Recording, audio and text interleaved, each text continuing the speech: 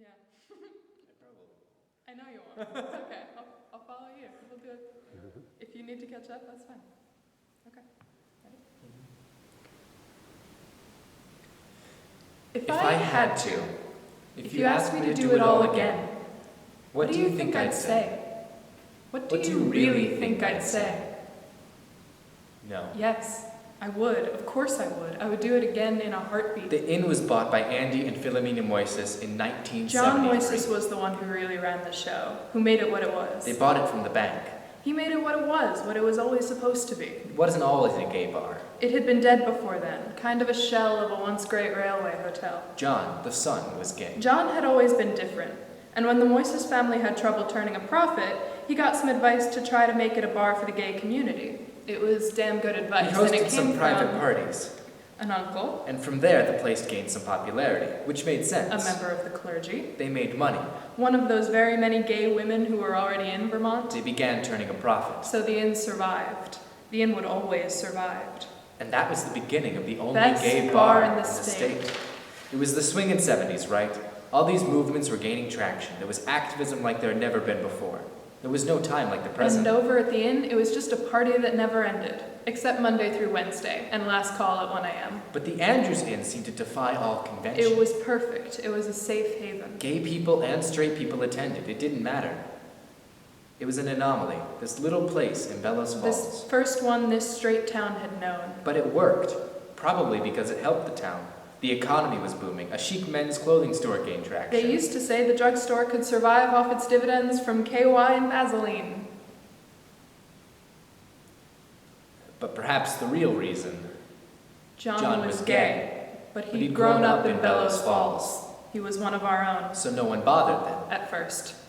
There was a cafe attached, which they also owned, the Yellow Rose. Running the Rose was draining. It was a 7-day-a-week coffee shop, very popular. Pretty much the best lunch place in town. It pulled in enough money, but it wasn't as fun a project And as then the bar. there was the heart of the inn, the front room. You could walk in, take your room key off the check-in counter because no one was working there at 3 in the morning. That was the dining room. There was this gorgeous wallpaper and the molding and the dinners There was a they disco had there. in the back, dancing, the bar along the wall. They say the women were downstairs and the men were upstairs.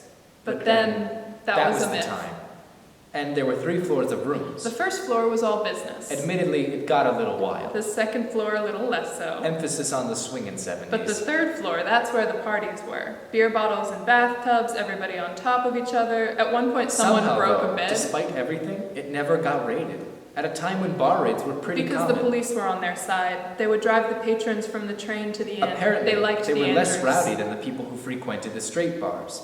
And it didn't hurt that the Moises family had money. And knew everyone who had ever broken a sodomy law in Bellows Falls, It didn't hurt. including members of the clergy. So it was a peaceful place, a safe place. Gay bars were often like that. Cultural centers, a place to be yourself in a world that just didn't seem to want you. That's what the Andrews provided.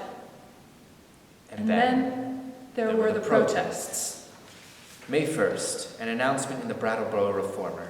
Concerned citizens to meet at the American Legion to discuss the gay convention. They had some protesters. It wasn't a big deal. May 2nd, 200 people attend the meeting. They map out an anti-gay march. Most of the times, people in the inn could deal with it. They always outnumbered anyone who posed a threat, but going out alone was still dangerous. May 3rd, windows are broken all along the block Broken of Andrews. windows. May 4th, the Vermont Lesbian Gay Coalition and the members of the clergy stand with the inn. Remember the clergy? May 5th, the turnout to the protest is smaller than expected. The march is orderly. But they just kept on. Broken windows. May 5th, the Moises family receives a letter from the commander of the American Legion which denounces the protest. They received a bomb threat. John responded, "Why don't you call someone who May 8th, cares?" 100 religious fundamentalists protest in front of the inn. The protesters yelled, "Faggots go home," and broke windows. By June, the windows to the inn are broken We weekly. answered, "You idiots, I am It home." was covered nationwide. They called it queer Kristallnacht. The difference being, of course, that the inn survived. As did all of its inhabitants. And yet, as the 70s became the 80s, something had to give. And Soon, soon, it was under new management. It changed hands, bought by 2 men, Tom and Jeremy, the first gay owners of the inn, lovers, since John didn't technically own it, that is. scheming, city folk, They came from Richmond, activists. where they lived in the woods, looking for a new adventure. The inn changed. The inn The changed. prices went up. The prices had to go.